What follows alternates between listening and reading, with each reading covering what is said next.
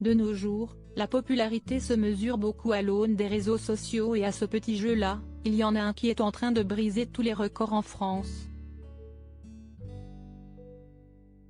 Première personnalité française à dépasser la barre des 100 millions d'abonnés sur Instagram, Kylian Mbappé et Karim Benzema est devenu en l'espace de 5 ans une figure incontournable de notre pays.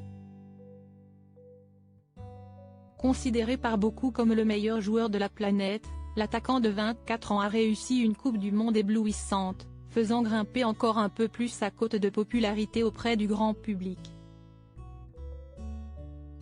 S'il n'est pas encore au même chiffre, Karim Benzema n'est pas mal non plus.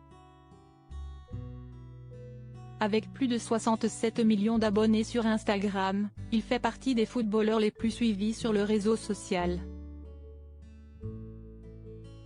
Malheureusement, lui n'a pas pu bénéficier de la Coupe du Monde pour améliorer ses statistiques, puisqu'il a déclaré forfait pour la compétition.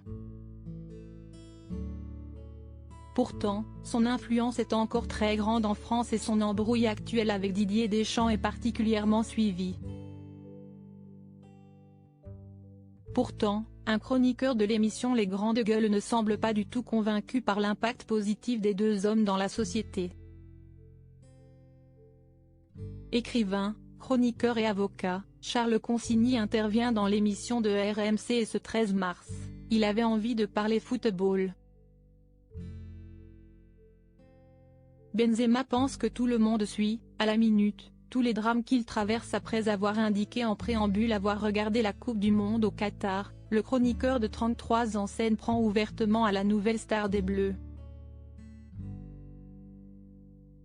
Kylian Mbappé se prend pour Jeanne d'Arc un peu. Dès qu'il fait un tweet, il y a une espèce d'emphase. On a l'impression qu'il va être candidat à la présidence de la République, lance Charles Consigny, visiblement excédé par toute l'attention portée autour de l'attaquant du Paris Saint-Germain.